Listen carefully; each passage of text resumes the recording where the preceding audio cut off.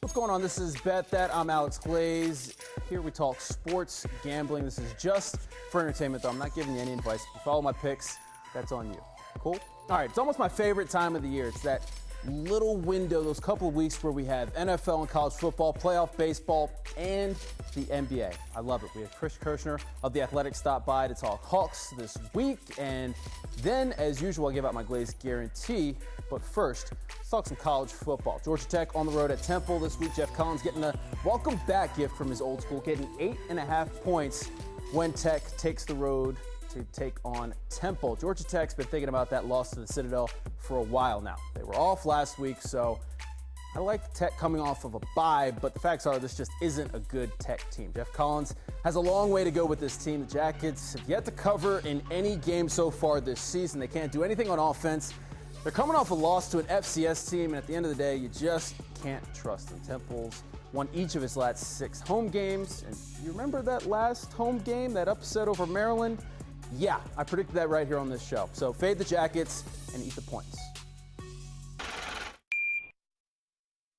The Hawks open up camp next week. Chris Kirschner of The Athletic here to get us all ready. Chris, thanks for joining me. All right, I'm not going to lie to you.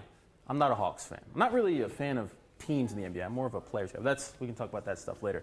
Vegas, not really fans of the Hawks this year either. Their win total set at 33.5 games. Do you like that number? I think it's a fair number. You know, last year they won 29. John Collins missed 15 games last year. Definitely a reason why the Hawks didn't win as many games as you would like to see if you are a Hawks fan. That November schedule, it's brutal. They have the toughest schedule in the month of November. And if you look back to last year, the Hawks started 6-23 as the rookies got adjusted. So, I think it's a fair number. If I was betting, I would go slightly over. I have them at the 34 to 36 range right now. I think that's fair. I like the over on this. 41 got you in the playoffs last year. I think that this Hawks team can make the playoffs, so I'm going with the over on that. All right, let's talk about these rookies, though. You talked about it. One of them is going to have to step up. We all know about Zion Williamson. We know about John Morant. But let's talk about DeAndre Hunter and Cam Reddish. 30-1 odds for Mr. Hunter, 50-1 for Mr. Reddish to win Rookie of the Year. Are either of these guys worth a flyer? I think DeAndre, for me, I think right now he's probably penciled in to be the starting small forward. I don't know if he's going to get the counting stats to really have a chance in the Rookie of the Year race, just because he's not going to be the first or second option on offense. If he's a menace on defense and the Hawks improve and they're in the playoff hunt, they're at 40, 41 wins come April, I think DeAndre is probably going to be a big reason for that. All right, let's talk a little bit about the playoffs now, because I actually think that the Hawks can make the playoffs this year. So I see tremendous value in the yes right here. Vegas clearly not in on this team to make the playoffs at all. What do you think? If I was betting, it's good value. It's good value for sure. But, I don't know if the Hawks are going to make it this year. I think next year is probably the likelier opportunity for them. I think right now in the Eastern Conference, there's 5 teams where we can go ahead and pencil them into the playoffs. That's Milwaukee, Brooklyn, Boston, Philly, and Indiana in any order you want.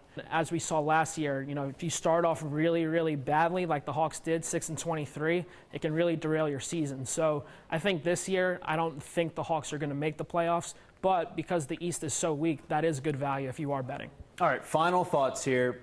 Vegas, not in on the Hawks to win it this year. I think they're 300-1 odds to win the title this year. So I would not put $1 on that. Yeah, I probably wouldn't go there. But who do you think can win it all this year? Yeah, I think if I was picking right now, it's the Clippers, just with what they did. Wow. I know I'm going out on a limb here. You add 2 of the best two-way guys in the league in Kawhi Leonard and Paul George. You have the sixth man in the year. The reigning sixth man in the year in Lou Williams. Montrezl Harrell, one of the best young big men in the league. Patrick Beverley, a fiery point guard. Ivica Zubac, JaMychal Green. I mean, it's a loaded roster for the Clippers.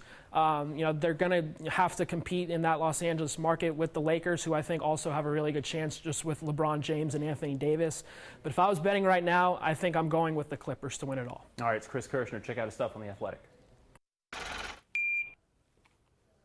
All right, Glaze Guarantees 5-1 this football season.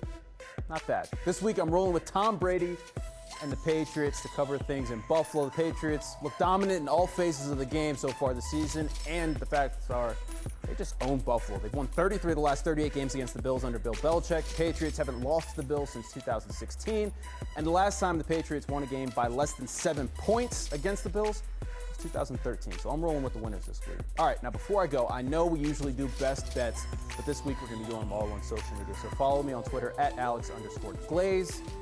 Good luck this weekend, everybody.